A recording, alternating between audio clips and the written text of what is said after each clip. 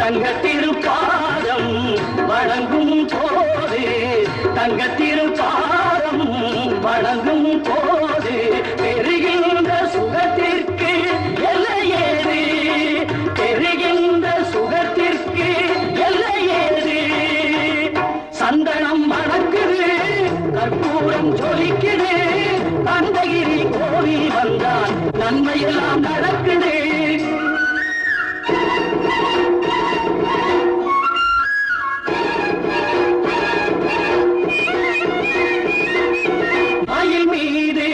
மன்னனை இருக்க வைத்து